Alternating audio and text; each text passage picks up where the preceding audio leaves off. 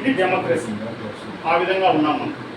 అయితే ఇది ఎక్కడ నుంచి స్టార్ట్ అయింది అనే ఈ లెక్కలన్నీ కూడా మనం ఆలోచిస్తే అది గతాన్ని ఎంత తొలి తీసినా కూడా మనకి ఫలితాలు రావు. ఆ అనుభవాన్ని మనం తీసుకొని రాబోయే రోజుల్లో మనం ఎలా ముందుకెళ్దాం అనేటువంటి ఒక స్ఫూర్తితో ప్రతి ఒక్క బీసీ బిడ్డను ఈరోజు రాష్ట్రంలో ఉండేటువంటి ప్రతి ఒక్క బీసీ బిడ్డను జరిగిన అన్యాయము మనం అందరం కలిసి ఉంటే కలిగే లాభం గురించి, బీసీ కులగణన లేకపోవడం వల్ల కలిగిన నష్టం గురించి, బీసీ కులగణన జరిగితే కలిగే లాభం గురించి అందరి చైతన్యం కోసం పుట్టిందే ఈ బీసీ సమన్వయ కమిటీని తెలియజేస్తున్నా మిత్రులారా. ఈ సందర్భం మీ అందరికీ కూడా ఒకసారి చూడండి, ఈరోజు చాలా మటుకు బీసీలకు పథకాలు తప్పగా పరిపాలనలో భాగస్వామి లేదని ఆనాడు కానీ నేడు కానీ రాబోయే తరంలో కానీ ఇలాగ ఉంటే ఇట్నే ఉంటాము.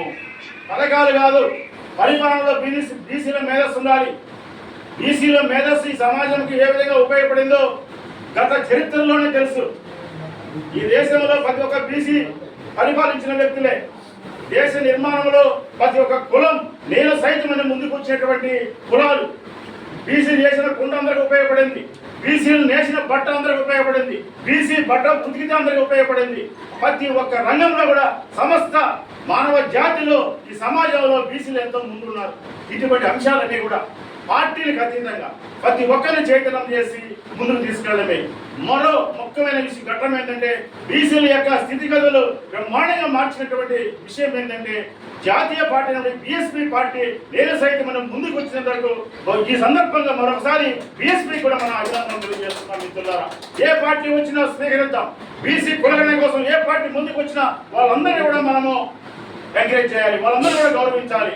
ఈ 2 ఏళ్లలో ఈ ఆంధ్రప్రదేశ్ రాష్ట్రంలో ప్రతి ఒక్కరికి బీసీలకు పార్టీలకు అతీతంగా ఏకైక లక్ష్యం బీసీ కులగణన, బీసీ కులగణన, బీసీ కులగణన తప్ప వేరేటువంటి విధానమే వద్దు మిత్రులారా.